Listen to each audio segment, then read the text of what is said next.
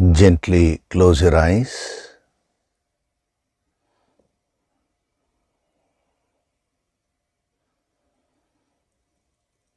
Do deep breathing.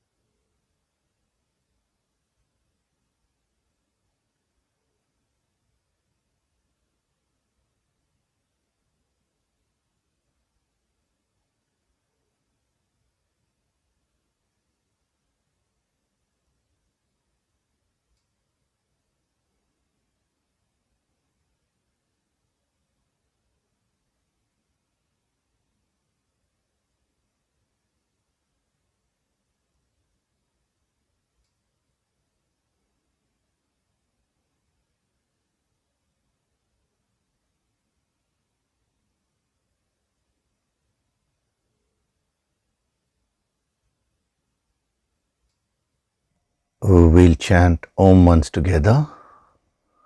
Synchronize the chanting of Om with your exhalation. Breathe in.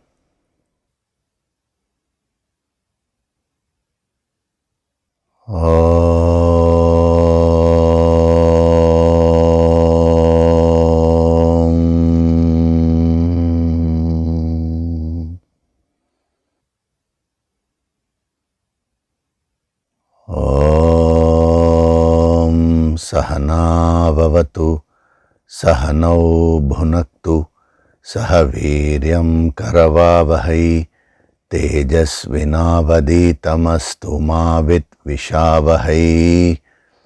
Om Shanti, Shanti, Shanti.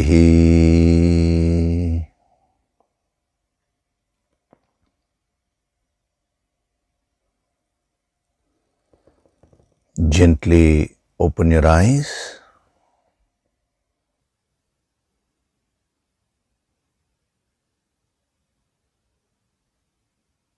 We'll chant from verses 11 to 15 of chapter 3.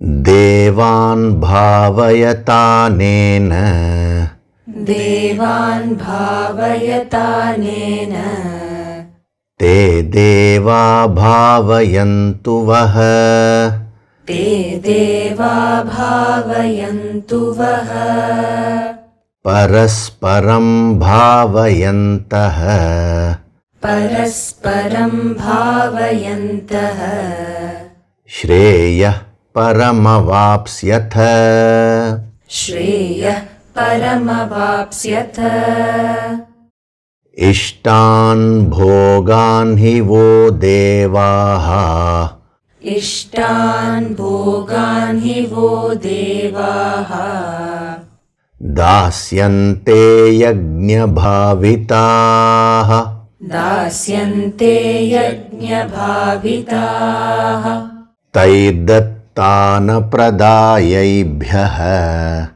Taidattana pradayaibhyaha, Yo bhungte stena eva saha, Yo bhungte stena eva saha, Yajna shishtashinah santaha, Yajna shishtashinah santaha, Muchyante sarva kilbishaihi, Muchyante sarva kilbishaihi, Bhunjate te tvagam papaha, Bhunjate te tvagam papaha, Ye pachantyatmakaranat, Ye pachantyatmakaranat, Annad bhavanti bhutani,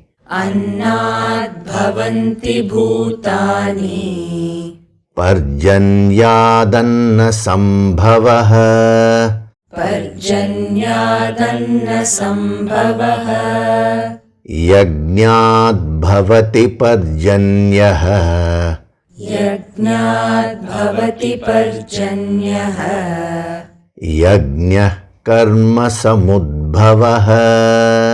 Yajnah karma samudbhavah. Karma brahmodbhavam viddhi.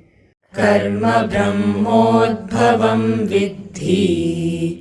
Brahmakshara samudbhavam.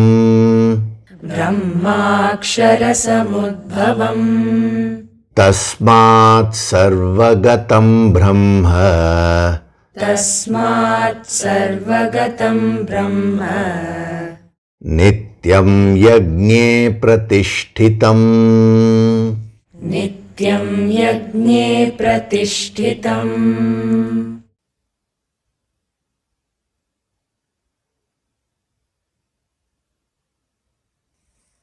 Hari Om, and a very good day to all of you.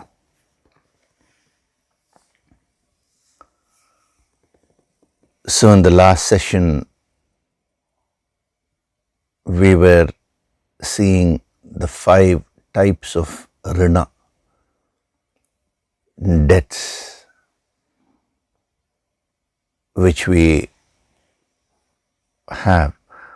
Now when I say we have, it is a universal phenomenon. Everyone who is born has these debts to be cleared.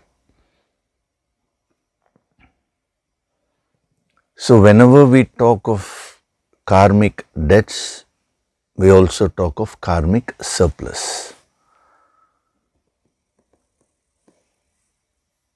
So I did mention to you from the standpoint of yajna, that is especially parasparam, give and take, how a karma is created. How is a karma created? Whenever there is an imbalance between the giving and taking aspects, then a karma is created, an impression. Karma is nothing but a subtle form of energy which is in its seed form. So that energy can manifest as thoughts, it can manifest as emotions, it can manifest as speech, it can manifest as your actions. It can also manifest as incidents in your life. That is why the yogi said, you should ensure that your karmas are positive, then you can attract positive incidents into your life.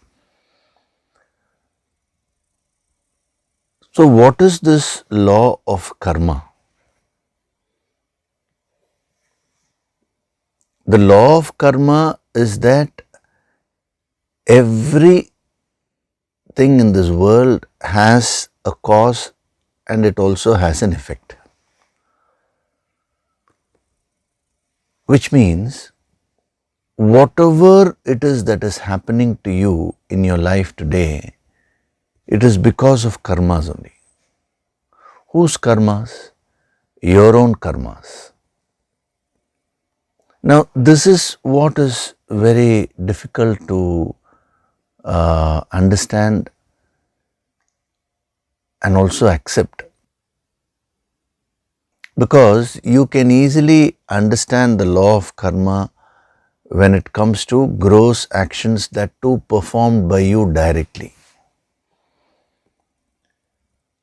Like you make a mistake and you face the consequences of that, and when it is said this is the cause, this is the effect, it's easy for you to understand. Similarly, if you do something positive and you are rewarded for that, again you are able to understand that. But there are so many things in life which are very strange. You don't even know why those things are happening. apparently it looks as if you have not done anything, but those results are coming in your life.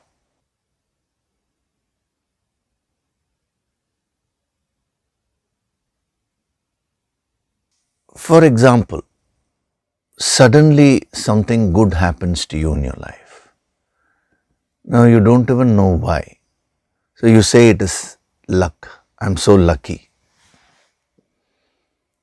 Or suddenly, for no reason, apparently no reason, something negative happens in your life. Then you say, I don't know why this is happening. This is a common idea which many people have expressed. I am sure you yourself would have wondered many a times in life, why is this thing happening to me? Now, if you want an answer to that, first of all, you need to understand the basic law. The basic law is that there can be no cause without an effect. There can be no effect without a cause. Unless you understand that thoroughly and you absorb that principle, you will not be able to find the answers to the other questions, because there also the same law of karma is actually functioning, but it is functioning in a more complicated way, in a more subtle way. So how can you straight away understand that? So that is why again and again I am getting back to the basics. And the fundamental principle is there can be no cause without an effect, and there can be no effect without a cause.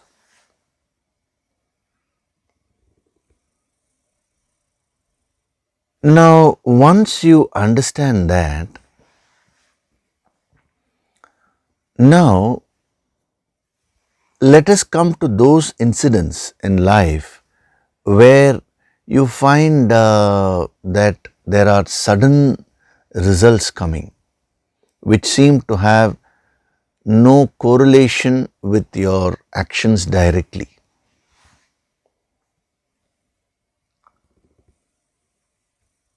What does that mean? There is an effect which you are seeing. It may be negative, it may be positive. Now, whenever you see an effect and there is no cause, that is where you wonder whether the law of karma is actually functioning or not. But the fact is that there can be no cause without an effect. So what is the only logical possibility? The cause is there. Whatever is happening in your life now is a result, and there is a cause for that. This is the effect. There is a cause for that, but you don't know that cause. Since you don't know that cause, you say, oh, you ask this question, why is it happening?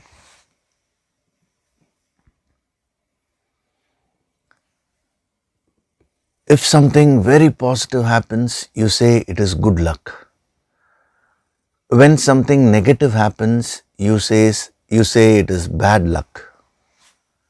Why do you say that? Because you don't know what the cause is. That is, you are able to see the effect, but you don't know what the cause is.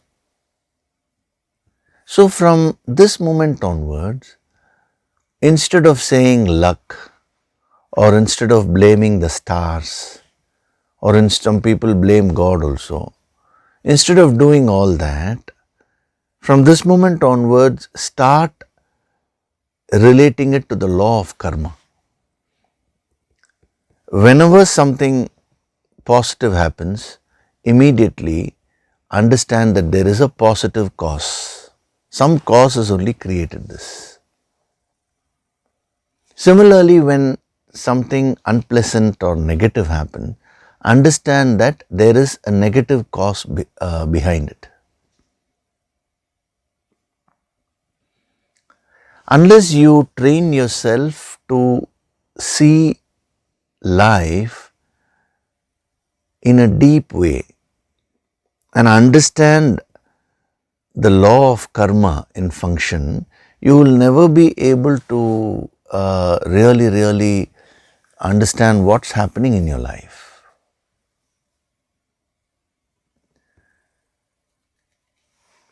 You don't need to do this with respect to others. You practice it with respect to yourself. The extension of the law of karma, that is, we can't say even extension, we can say the wider application of law of karma is what we call as the theory of reincarnation. Because there are many effects which are happening at birth. One child is born in a particular way, another child is born in a different way. These are all effects which we can see, but we don't know what the cause is. Similarly, the other side, there are different kinds of people dying with different kinds of thoughts, emotions. All that is energy only. So those are all causes. We don't know what the effect is. So what these great yogis did was they connected the causes and the effects, and that is how the theory of reincarnation evolved. If you straight away try to get into the reincarnation principle, you will get very confused. That is why you have to start from the basics. First of all, the law of karma, which is based on the law of cause and effect. There can be no cause without an effect, and vice versa. There can be no effect without a cause. Then start seeing the functioning of this law of karma in simple things in your life.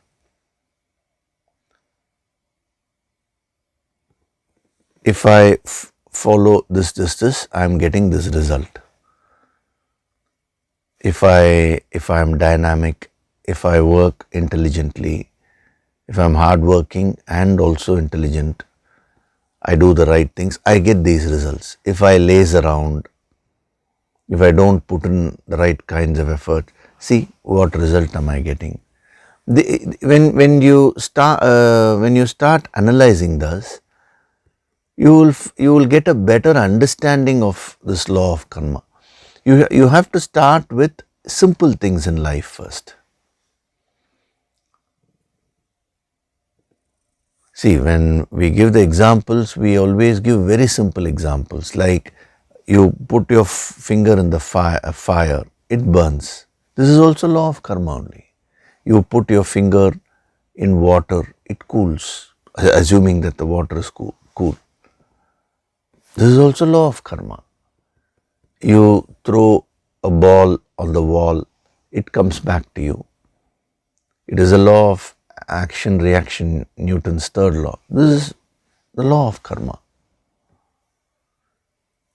Now, when it comes to simple things in life, you will be able to understand the functioning of law of karma more easily.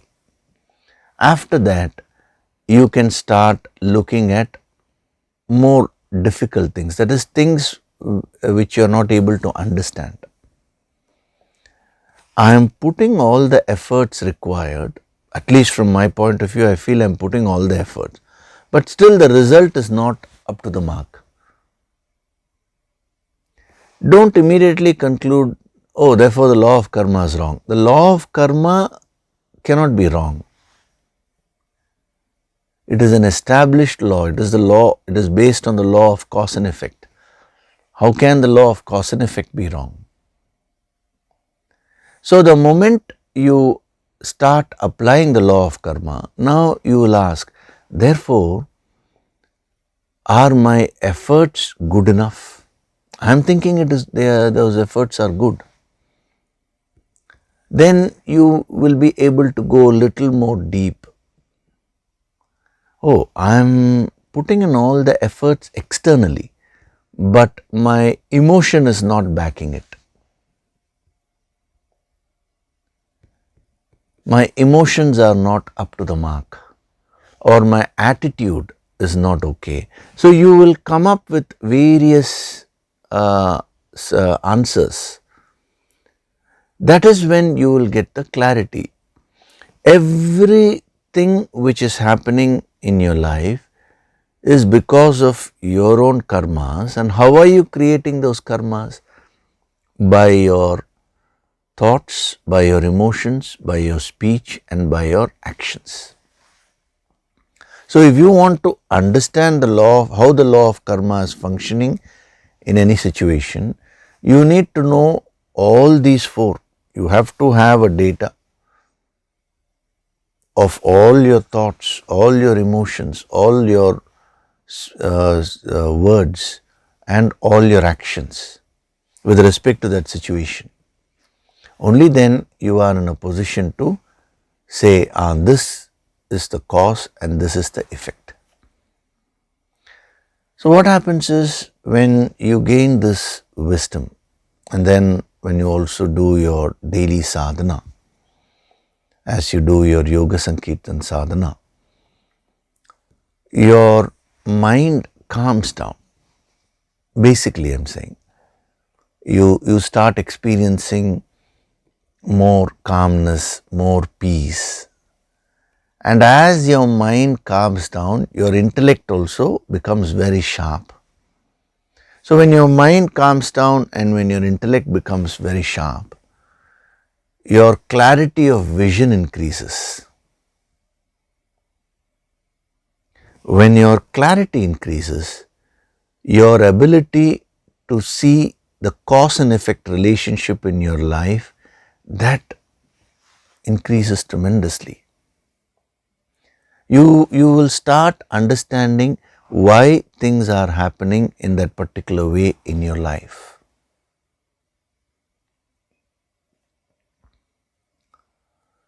As I told you, the law of karma is not restricted to mere morality or ethics.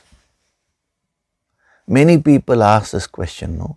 Why do good people suffer? Why are bad people not suffering? First of all, that question itself is wrong, because it's not that all good people suffer and all bad people are, enjoying. It's not like that.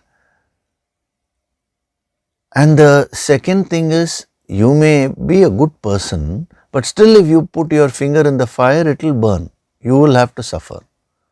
You may not have done anything wrong morally, but you have put the finger in the fire. So the law of karma is not about morality or ethics. It is just talking about cause, effect, action, reaction, the consequence. When it is applied in the context of morality or ethics, it can take a moral turn. Otherwise, it is a neutral law. A person may be negative, but he may be doing certain positive things that can fetch him good results. A negative person may be very smart, so that smartness will give him certain results. A positive person may lack that smartness, so he may be suffering. So one has to go into the depth of this, then only you will be able to understand what's happening in your life. See, in these sessions every Sunday, we are not studying Bhagavad Gita as a text per se. We are studying life through the Bhagavad Gita. Even to say through the Bhagavad Gita is actually not giving the correct picture. It is through the ancient wisdom. And that ancient wisdom is there in all the scriptures. Why go to the scriptures? If you sit and meditate in a very deep way, and if you examine life as it is, you will also come to the same conclusions, because these are all natural laws of life, not something which you have created or not something which I have created. This is all there in nature. So we are only studying what's happening in life. We are not inventing something.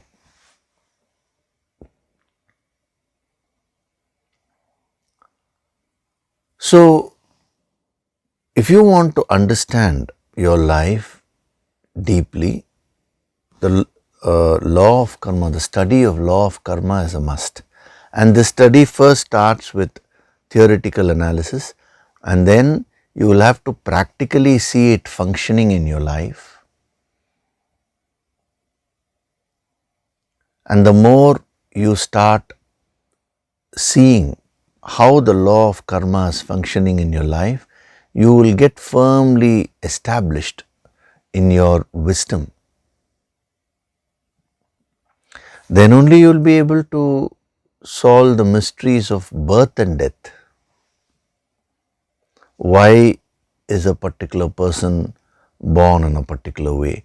What happens to a person after death? How does the rebirth happen? Now, these are all very, very, very deep applications, or I would say advanced applications of this law, that is the law of karma, the law of cause and effect.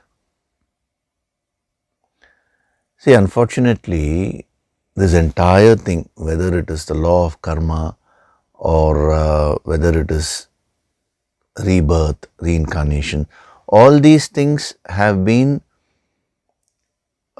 mechanically repeated by people out of faith, blind faith, without a proper understanding.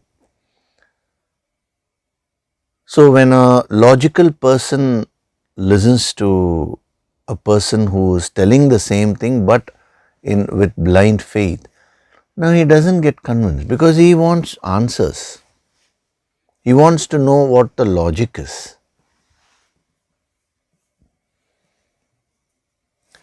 Our ancient wisdom is extremely logical. Logic is one aspect of the ancient wisdom. If not everything, that is one of the main tools which is used. So if you take away logic, then it just deteriorates to blind faith. And people use these words, karmas, rebirth, reincarnation, all these words in a very loose way, without any real understanding. Generally, people use it in the context of morality or ethics, and that too in a negative way. When something negative, I am talking of those people who believe these things in a blind way. Whenever they find something negative happening to someone else, they will say, it's all bad karma you must have done. But when the same thing happens to them, they will not say bad karma. They will say, I have been so good, I am always such a good person, I have not harmed anybody. Why is God punishing me?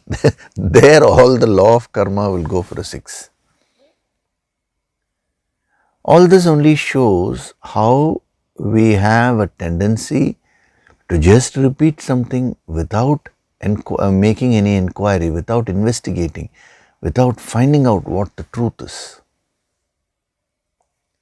So when the yogis talked about the law of karma, it came from a very deep understanding, and if you see the full logic of it, and then when you see the practical application, you will find that gives you so much of clarity. It answers many, many unanswered questions of life.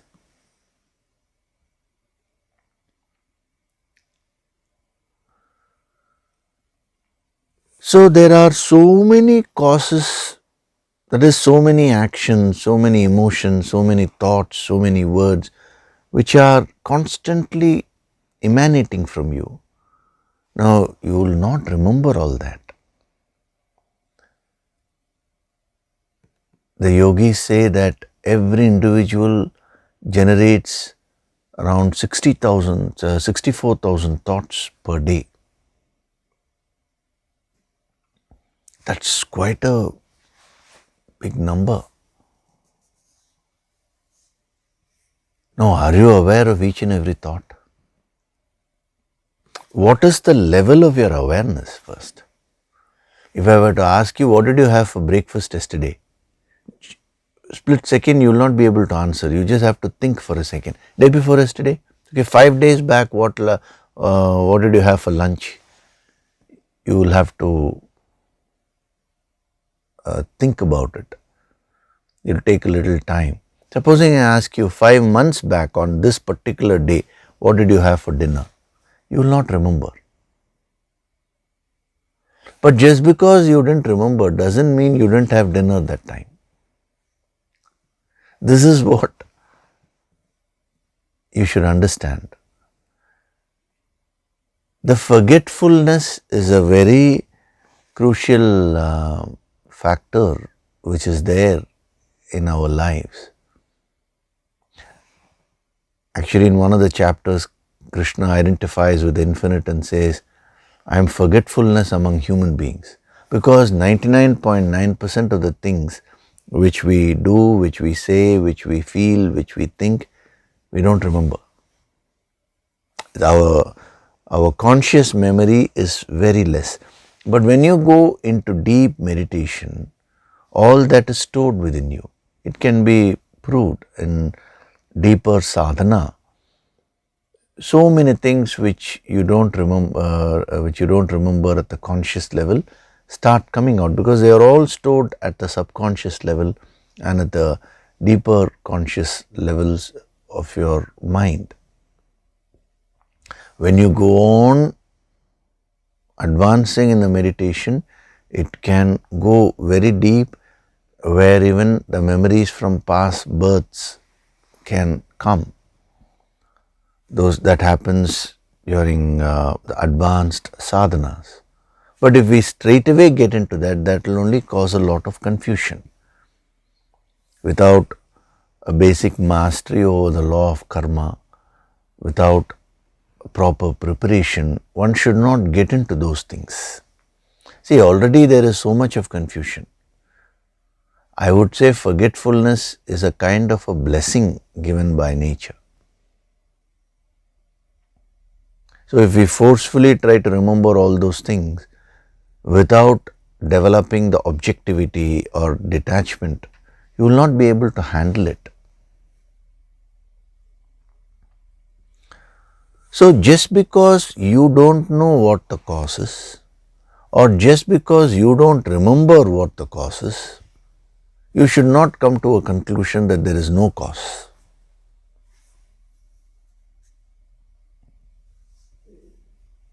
There is a cause for everything. Every effect has a cause. And there is an effect for every cause. You may not be able to see it. You may not be able to perceive it clearly, but that doesn't mean anything.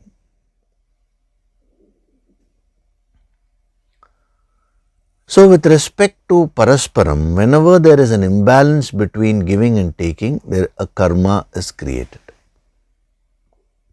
When there is a lot of imbalance, lots of karmas are created. This is what was explained to you. Now, we'll go one step further.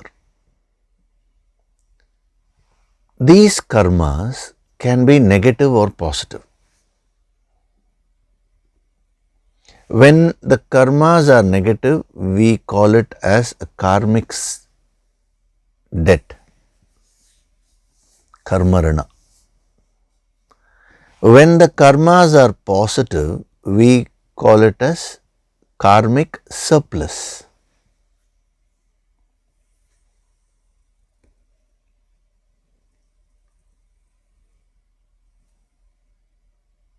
So what do we mean by negative positive here? Again, I am clearly mentioning to you, we are not looking at it merely from a morality or ethics point of view. I am not talking about what is morally negative or morally positive. We are talking of a negative, that is, the negative and positive words are being used in a general way. Certain things may not be morally negative, but it can still cause pain to you.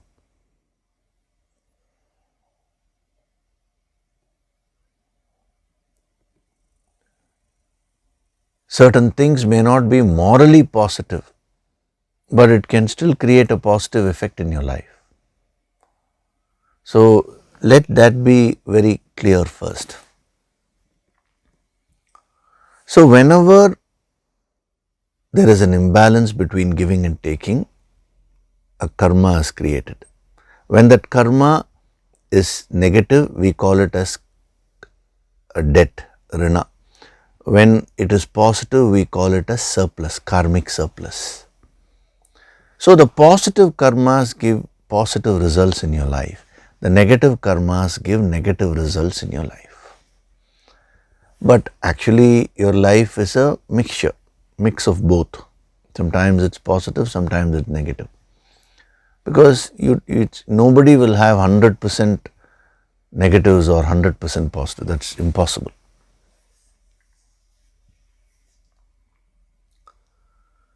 Now, how is a negative balance created? How is a positive balance created? How do you actually create a rana? How do you create a surplus? This mechanism is something which you need to understand. See, I am covering this after covering a lot of ground. In last many sessions, so many things have been explained. Now all those things will make it easy for you to understand this.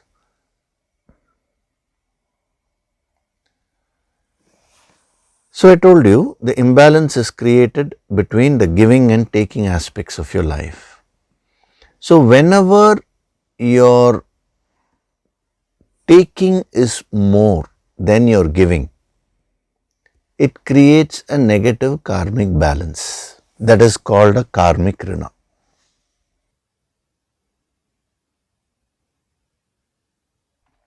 Whenever an imbalance is created, because the taking is more than giving, that creates a negative karma. Whenever the giving is more than taking, that creates a karmic surplus. This is actually simple mathematics only if you think about it. Whether you view it from a mathematical point of view or even in accounts, you have debits, credits now. Whenever the credits are more, there is going to be a positive bank balance. Whenever the debits are more, there is going to be a negative bank balance. As simple as that.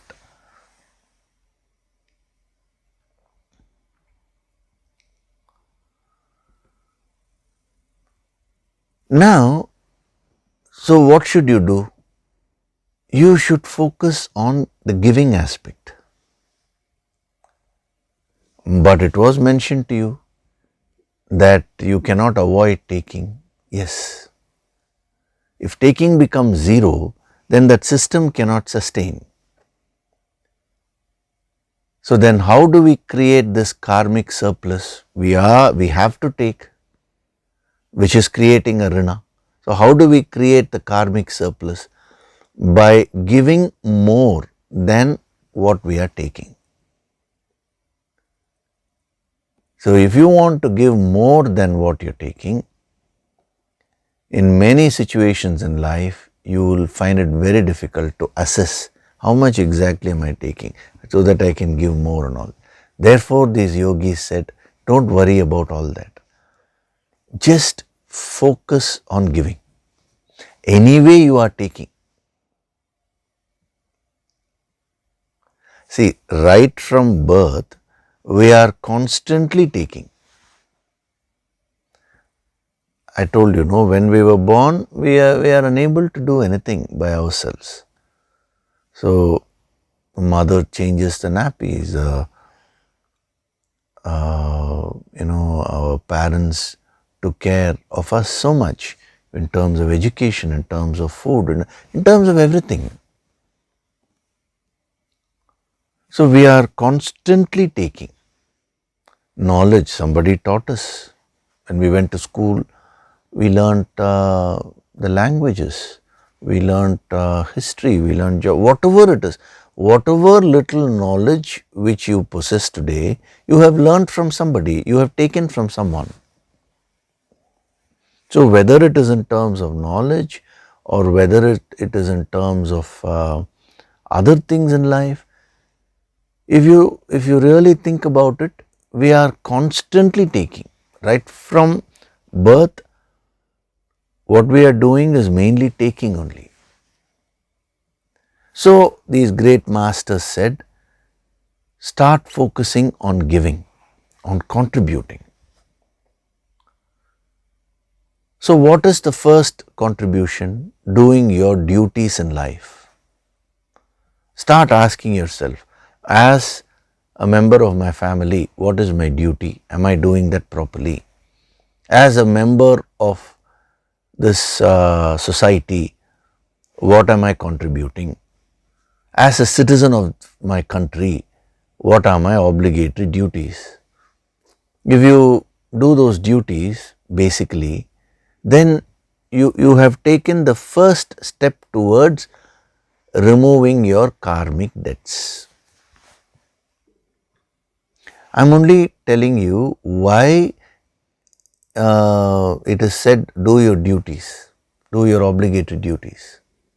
It is to remove the inherent karmic debts which we have created right from birth.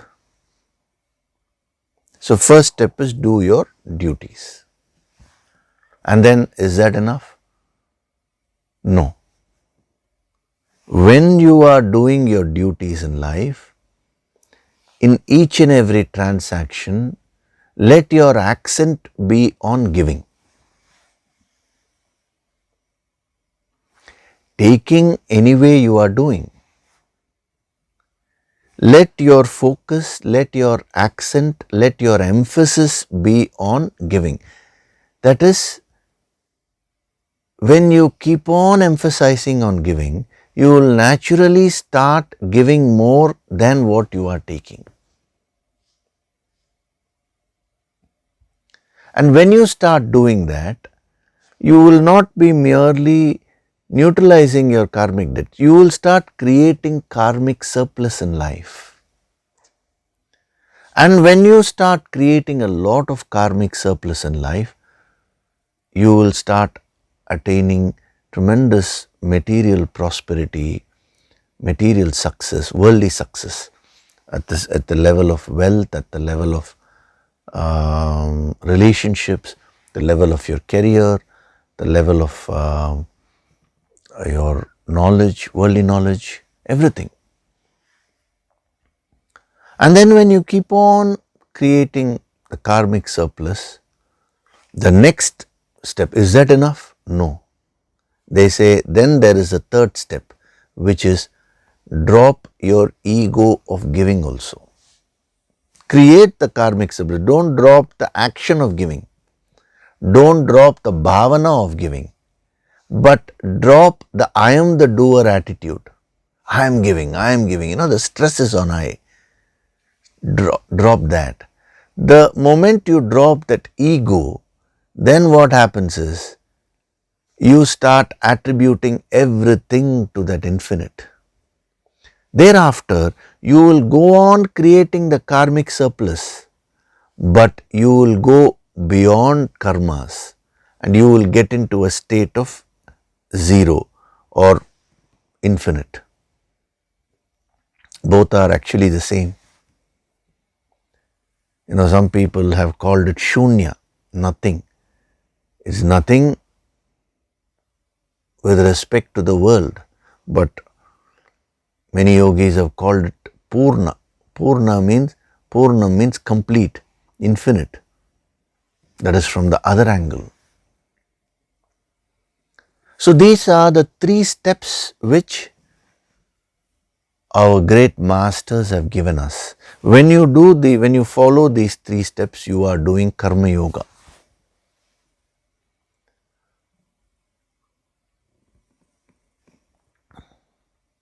Are you all understanding this? This is so deep. Actually, right from word go today, I have just gotten into the subject matter straight away, because so many principles have been given, and you've been prepared enough. So now it's a time to directly understand how you are creating karmic debts and how you can create karmic surplus. So when you create karmic surplus, you will get worldly success. But then if you want to grow spiritually, you will have to drop that ego also of creating karmic surplus. That ego of doing has to go. So when you perform karma yoga, these 2 aspects, creating a karmic surplus and then dropping off the ego, then you will get material success and you will also get spiritual success.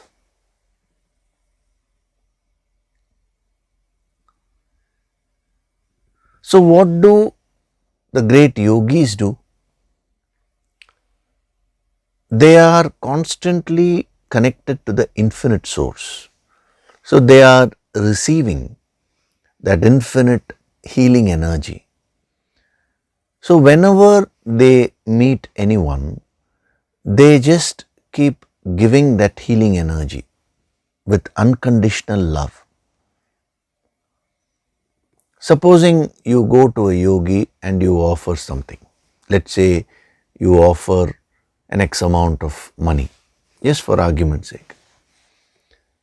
Now he will first see whether your bhavana is good, whether you have basically received. Why you are giving? That is very important. No. Some people, they give because of a wrong bhavana, then the yogi will not accept. Supposing your bhavana is very good and he accepts. Does the transaction stop there? No.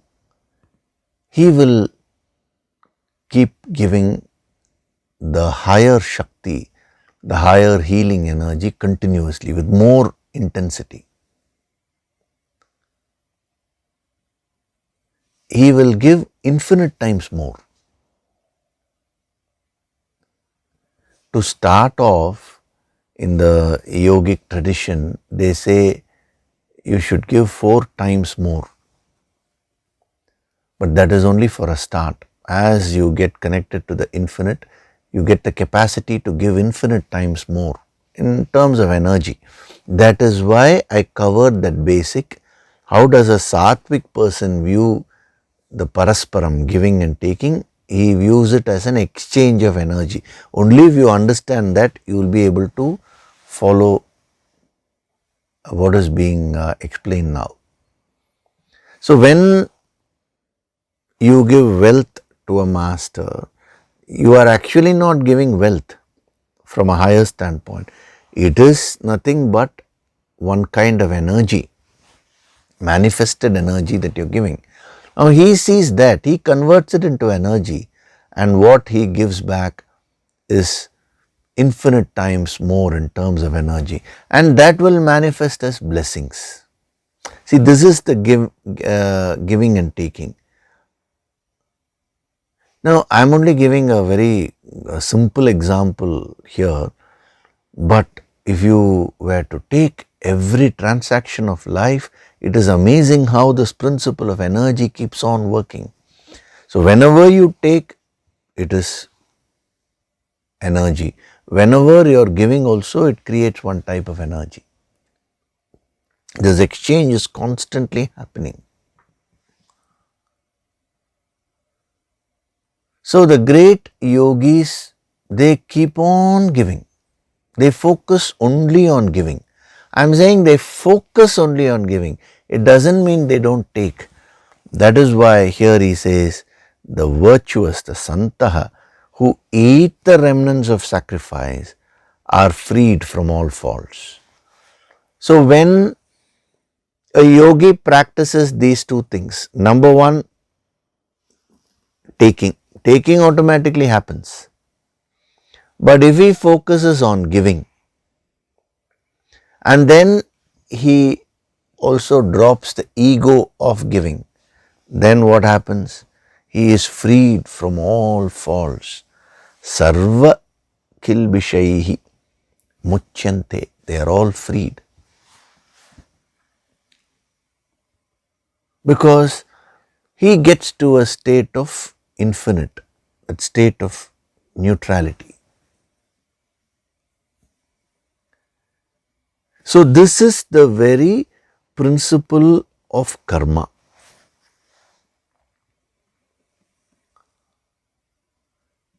So last week I was telling you the 5 types of rina. See, this will help you to understand your own life better. What are the 5 types of rina which our yogis have given? First is bhuta rina. We are indebted to the bhutas, the 5 elements, the nature. Fundamentally, if something goes wrong somewhere, that will affect us.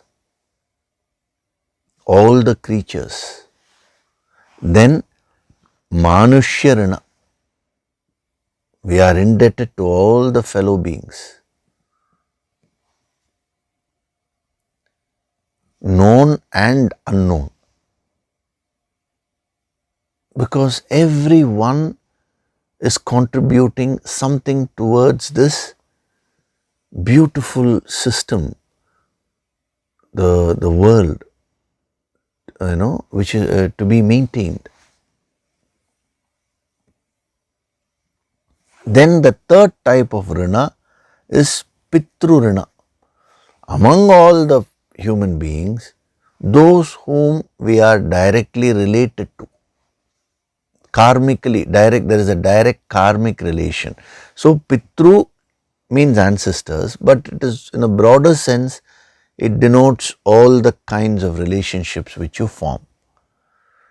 So you have your parents and their parents, we are indebted to our complete ancestors. Similarly, when you get married, the ancestors of your spouse, we are indebted to all of them. First, you are indebted to your spouse, you are indebted to your children, you are indebted to your colleagues, to your friends, your relatives. Different grades of relationships are there. With some people, you are very close. With some people, you are not so close.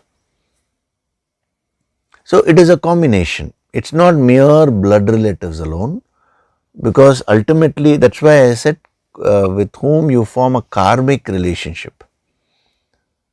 Sometimes you may not be so close to your blood relative, but you may be very close to your neighbor.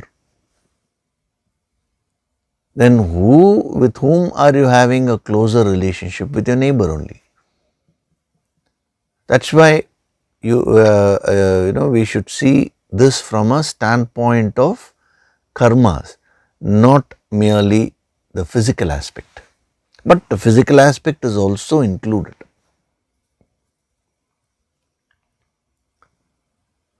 See,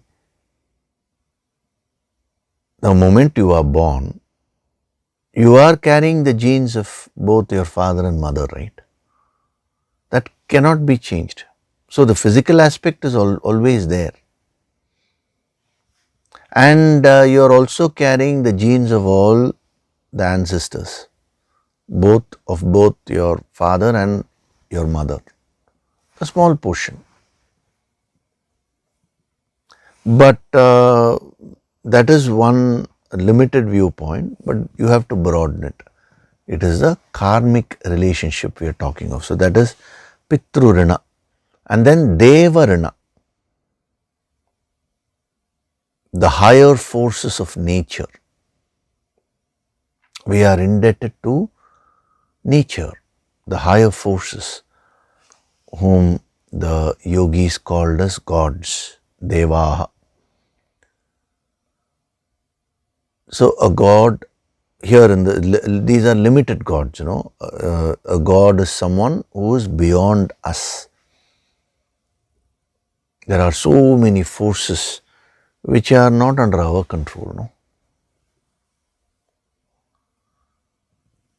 So those forces are called gods, whether it is Agni or whether it is the earth element, whatever it is you take. Then the final Rina is what they called as Rishi Rina. Rishi Rina means we are indebted to all the great masters from time immemorial, without whom we will not be able to gain this higher wisdom. So starting from Bhagavan Dakshinamurti, Bhagavan Hayagriva, to right up to whatever is happening now, we are indebted eternally.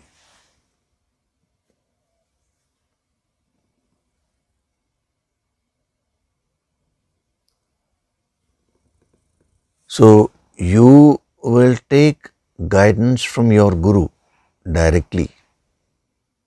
That is also a part of Rishi Rina. But that doesn't mean you should not say your thank you to all the other masters, because everybody has in some way contributed towards the transaction of knowledge or wisdom which happens between your Guru and you. If Krishna hadn't spoken to Arjuna, how will we be having this session here?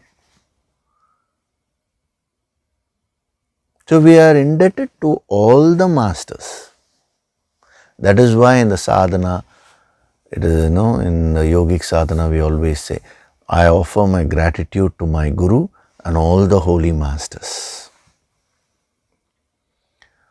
So reverence, respect and reverence to all the masters. But when it comes to following the sadhana, you follow only one master, whatever your Guru is saying. Because each master will have his or her own way of presenting things, her own way, his or her own way of guiding. You cannot follow everybody. Respect and reverence to everyone, but following one person, your Guru. So when you do that, whenever you generate that respect, that gratitude towards all the masters, you are actually neutralizing that Rina. And whenever you are following the instructions of your Guru, again you are neutralizing the Rishi Rina or the Guru Rina. So these are the 5 types of Rina or debts. This is a broad classification which our yogis have given. So these karma rinas actually create a karmic deficit in our lives. So what should we do? We have to do yajna. That is the very theme of this portion, no? So how do you do yajna? So when you do yajna, your rina or the karmic deficit will be converted into surplus. So how do you do that? That's why I covered that today. First step is start doing your obligatory duties. With respect to each of these rina, we'll see. Number 1, bhuta rina, with respect to nature. Even if you don't do something positive, at least don't do something negative, which will have a negative impact on nature.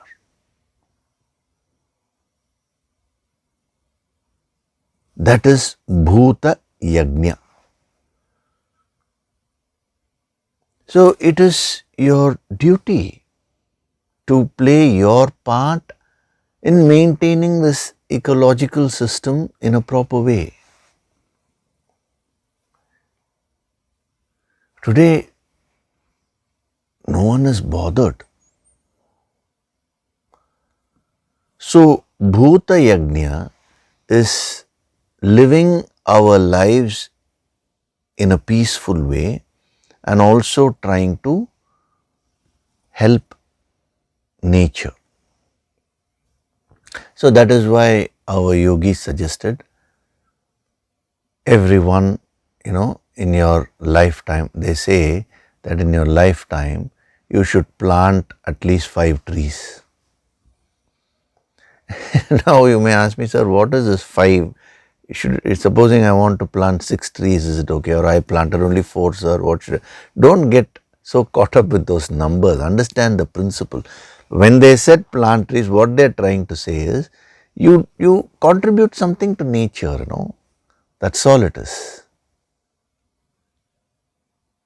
See, if you have an individual house, see whether you can, sow some seeds.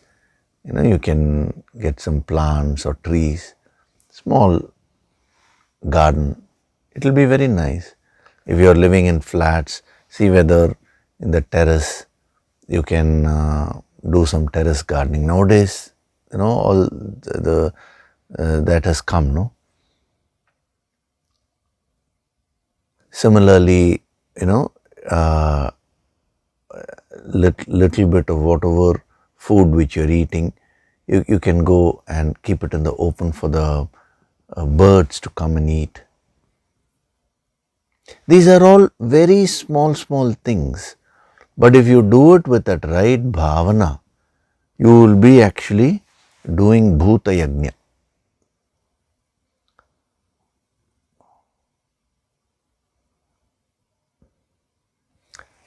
See, someone was saying that, when we brush our teeth every day, if you keep the tap open for the full action of brushing our teeth, they have calculated, I believe, some 10 liters of water or something gets wasted. I don't remember the exact number. Anyway, that can be this way, that way, Now, therefore they are suggesting that don't keep your tap open fully when you are brushing it. Whenever it's required, you open the tap, take the water. It's a very small thing. This comes because of the awareness. So, not harming other creatures, that is our obligatory duty. The very principle of ahimsa came from that. So, you may ask me whether it's possible to live our lives without harming any creature or anything. 100% no. Even when I am talking, so many organisms are being killed. So, it's not possible. So, the intention, not having the intention of harming, that is how this principle of avoid non-vegetarian food and all that came. Because just for our pleasure, just for the sake of our taste, we, killing other organisms, let's reduce that. This is what they suggested.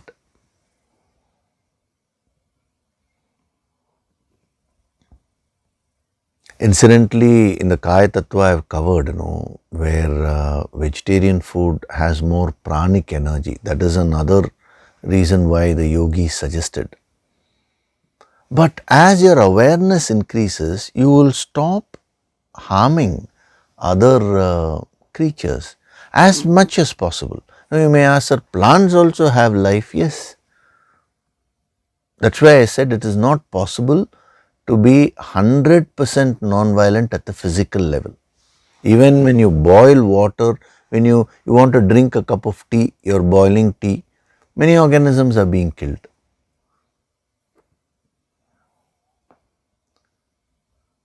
So, we cannot take it to that point of extremity when it comes to action, but whatever is possible for us, we should do.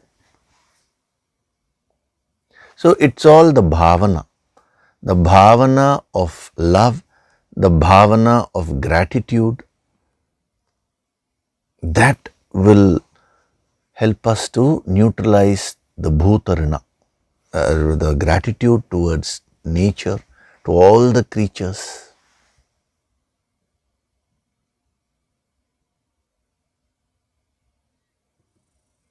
See, whether it is a butterfly which is flying, or a bird which is flying somewhere, or some tiger or some deer living somewhere, every creature is playing its role to maintain the ecological system. You need to understand that. Best is you watch, nowadays they show, in the Animal Planet, many channels are there, Discovery Channel, Animal Planet, so many channels are there where they show different aspects of nature. When you see all that, it's simply amazing. Actually, you will become very devotional when you see it with the right attitude. So, the first kind of yajna which you need to perform is bhuta yajna. The bhavana is the key. Emphasis should be on giving. So, the first duty is stop the intention to harm anything or anyone. So, some people ask me, sir, should I eat non-vegetarian food or vegetarian food? That you only have to decide. From a yogic point of view, what is conducive to control the mind? Conduciveness. Just because you eat vegetarian food doesn't mean now your mind will come under control. No. For certain yogic practices, definitely non-vegetarian food is not conducive. That is a separate thing. But if you ask from a standpoint of violence, non-violence, as I told you, it's not possible physically to stop all violence. But you can definitely reduce it as much as possible.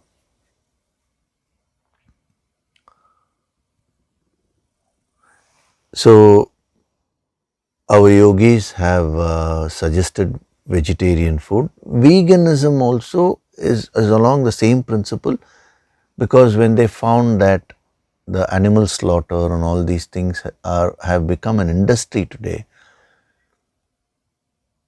then that's how the veganism came. The principle is one and the same.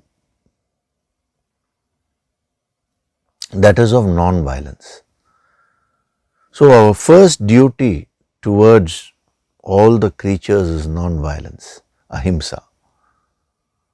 The intention, the bhavana not to harm any creature. Because why I am mentioning intention is, otherwise already some people have asked me these kinds of questions, but definitely I will get at least 10 questions. Sir, lot of mosquitoes are there. Should I drive them away or no? Next I will get those questions. If too many mosquitoes are there, because of which you are unable to sleep and therefore next day you can't do your sadhana, you can't do all your duty, then that is not violence to drive them away. There also you can choose, such material. Nowadays natural repellents are coming. There is repellents made of natural oils and all that. You can use that. Incidentally, that is good for your health also, because those chemical repellents, they not only repel mosquitoes. See, if mosquitoes take them in, it is injurious to the mosquitoes. But you are also sleeping there and breathing that, no? So little bit of poison you're breathing. So you have to be careful. I think in Kaya Tattva, I have covered all these things in detail. But from a perspective of health, here we are talking about yajna. So first yajna is bhuta yajna, to remove bhuta rina. Then the next yajna which you need to perform is Manushya Yajna. Again, ahimsa, not harming any fellow human being, number one. And number two, having the bhavana of unconditional love. So first is avoiding the negative, second is contributing something positive. Thinking about the welfare of everyone. So gratitude again is the key. Why should I be grateful to some human person who is living in the other part of the world, sir? I don't even know him. I don't even know her. Why should I be grateful? Because that person is also contributing towards the ecological system which is being maintained. Indirectly, we are receiving something. So when it comes to gratitude, don't ask why should I. Let the feeling come naturally, no? And when you get it, it's so enjoyable. It gives you so much of peace, so much of happiness, so much of freedom. Experience it and see. So when you function in life, to have a general attitude of welfare towards all the beings, that is Bhuta Yajna, welfare towards all the human beings, that is Manushya Yajna. And then the third type of Yajna is Pitru Yajna. To those people whom you are closely relating. Now again practice non-violence, number one. Non-violence means you may say, yes sir, I am not hitting anyone. That is only one form of violence, physical. But you may be rude to others, then that is verbal violence. When you have a feeling, an ill feeling towards others, that is emotional violence. When you have a negative thought about someone, that is violence at the thought level. So start practicing. Whenever you see any negative thought or any negative emotion, release it during your sadhana. Next sadhana session, release it. And be grateful to those people whom you are close with, because they are adding to your experiences in life. Whether it is your immediate family, whether it is your friends, whoever it may be, you should have that feeling of gratitude. And yajna means focusing on giving. So in your relationships, see what you ought to do. What is my duty? How much can I give? Take the position of a giver. Give happiness. See, when I am saying give happiness, that statement has so many implications. Because if you want to give happiness, you can only give what you have, no? It means first you have to become happy. So what should you do to become happy? Daily sadhana. Watch these sessions every Sunday. So many things you need to do in order to practice just a simple thing, give happiness to everyone. It is a yajna. And then be grateful to all the ancestors, Pitru Yajna.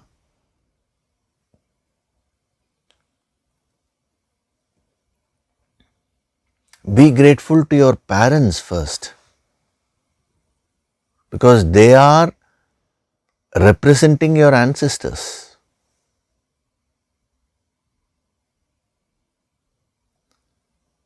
If you have any issues with your parents, kindly resolve those issues.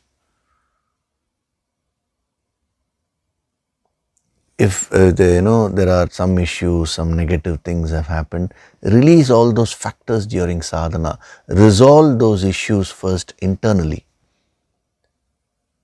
That will give you so much of peace. When you have a lot of issues with your parents, it will not allow your mind to be peaceful. It is for your own good that this is being told. So that is called Pitru Yajna. And then Deva Yajna. So Devarana. You should be so grateful to all the forces, the higher forces of nature. Whether it is rain, whether it is the Shakti behind the Agni, fire, whether it is the energy behind water, whatever it is, all the great higher forces of nature, I bow down to. When you do the Prana Tattva level 1, those meditations, you're actually doing Deva Yajna. That empowerment course is available online. Many of you have done that and you're practicing those meditations, special meditation. In that, we have covered not only that the Prana Tattva, even Kaya Tattva, the 5 elements have been covered. One is the gross aspect of the elements, the other is the subtle aspect of the elements. So all those meditation materials have been given to you. So when you practice all that, you are actually doing these yajnas. See, that's what I'm saying. We can't wait till everything is explained to you. Then only I will do the sadhana, means one life is not enough. So that's why all these materials are being given to you, and start practicing them, get the benefits, whether you understand them or not. And then this wisdom also is given side by side so that your understanding deepens. And then finally you have Rishi Rina. So you will have to perform what is called as Brahma Yajna. So the Yajna corresponding to Rishi Rina is called Brahma Yajna. Brahma Yajna means Brahman is that supreme infinite reality. So doing your sadhana on a daily basis, purifying yourself and moving towards that infinite source of Brahman, that is called Brahma Yajna, where you drop all your ego, all your thoughts, all your emotions, and just merge with that Brahman. Every day when you do your sadhana, every now and then you will slip into that state. Sometimes, haven't you experienced that? Even during the Guru Purnima session, some people have mentioned, sir, you just started chanting Akhanda Mandala Karam, and then I went off into a very deep state. Suddenly you said, Tvameva Mata, the final word. Not that you slept off, you were present there, but you went into a very deep state where thoughts went away, everything went away. You were in communion with the infinite. That is Brahma Yajna. In advanced meditations, the Brahma Yajna portion will increase. When a yogi sits in total silence, complete union with Brahman, he is continuously performing Brahma Yajna. And when you do that, you are repaying the Rina towards the masters, towards your Guru. So these are the 5 types of Rinas and 5 types of Yajnas also. Now we will see only the Yajna list, Bhuta Yajna towards all the creatures, Manushya Yajna towards all the fellow human beings, Pitru Yajna towards our ancestors and all the people whom we are close with, then Deva Yajna towards the higher forces of nature, and Brahma Yajna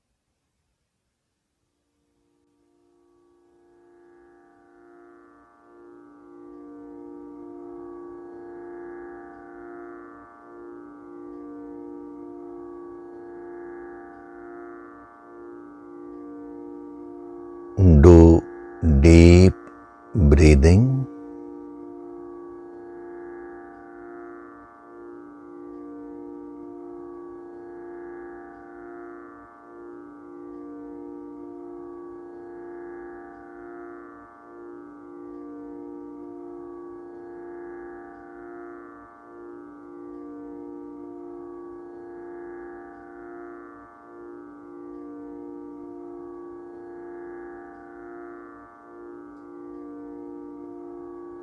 With every breath, I am becoming more and more relaxed.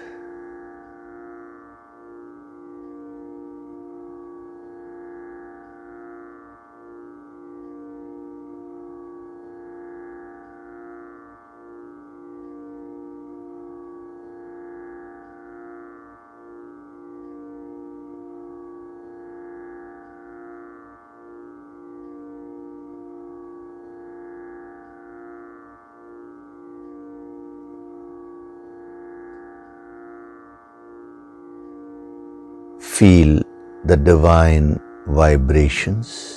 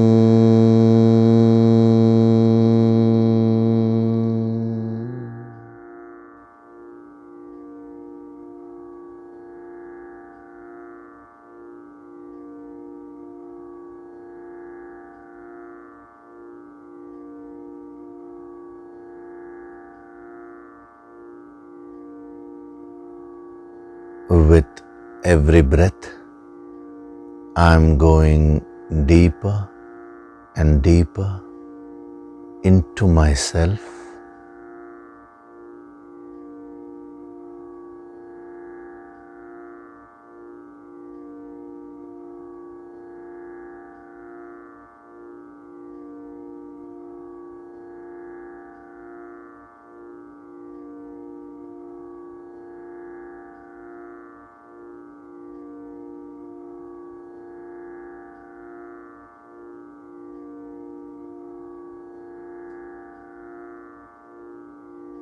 Beyond my physical body, beyond my emotions, beyond my thoughts, lies my essential self.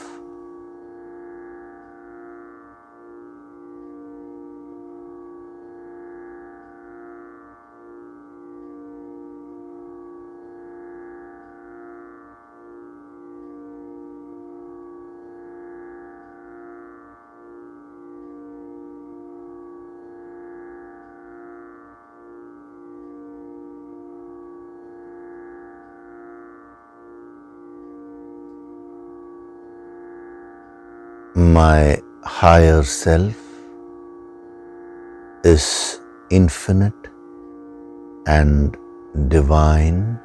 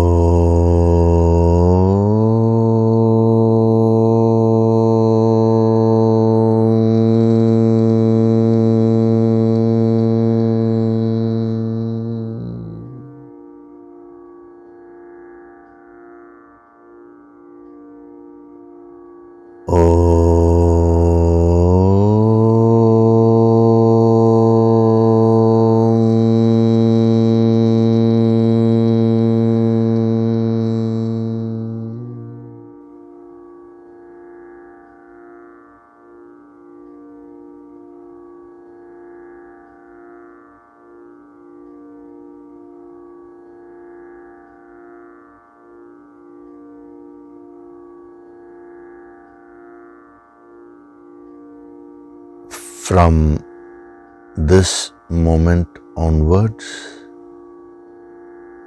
I choose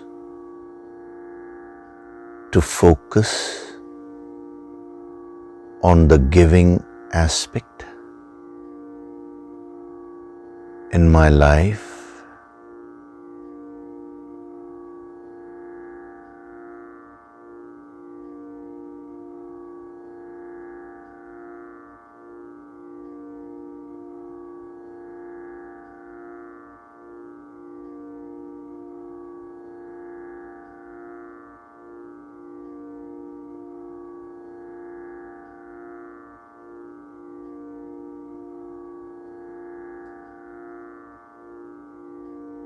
I choose to surrender all my efforts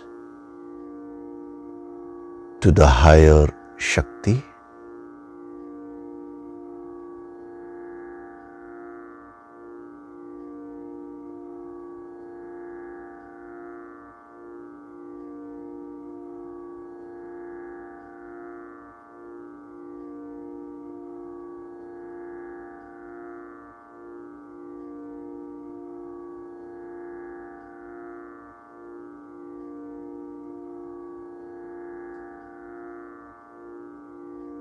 I am Swayam Prakashit, self-illuminating.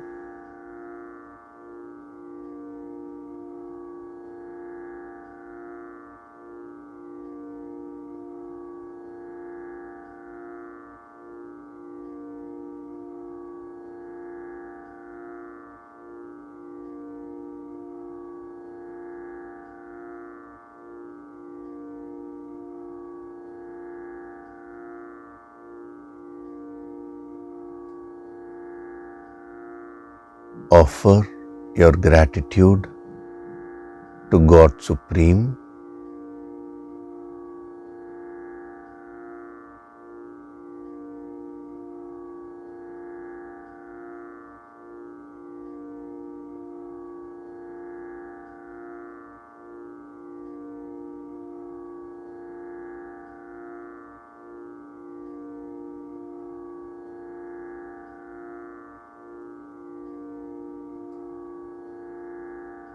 Offer your gratitude to your Guru and all the holy masters.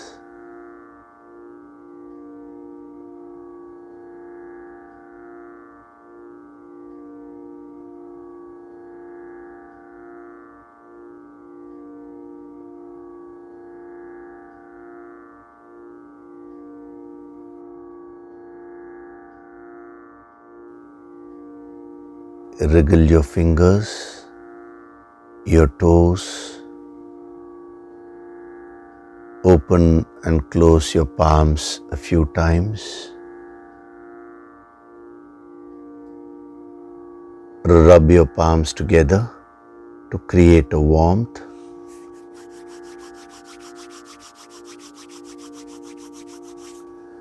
And cup your eyes with your palms.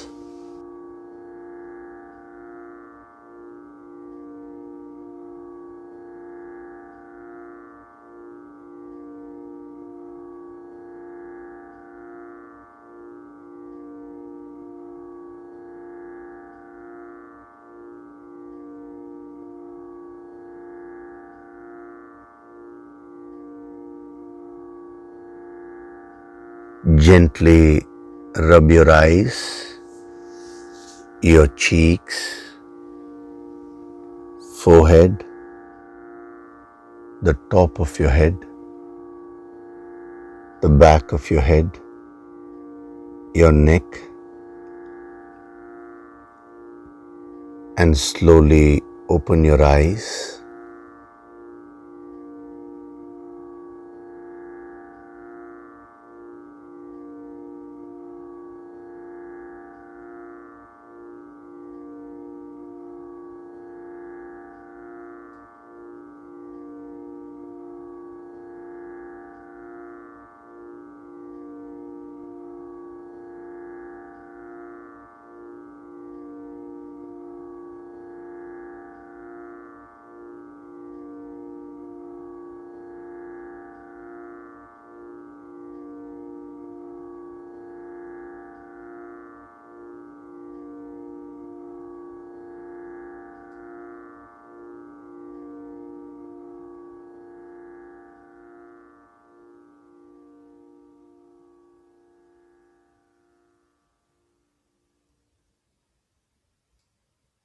Welcome back.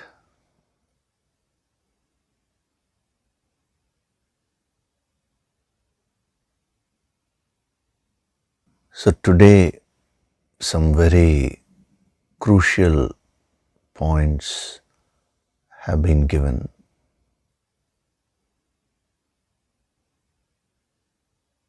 This is not merely today. Every session, few points have been continuously given. But today many points which are based on the previous points have been given, which are very important. How a karma is created, how a negative karma is created, how a positive karma is created, how you can create karmic surplus in your life, which will give you a lot of success and prosperity in the world. But that alone is not our goal. No? Our goal is to go towards infinite. So how do you go beyond karmas? See, whatever is being given here will further be expanded. So, and then the 5 types of yajnas. And the sadhana is the key.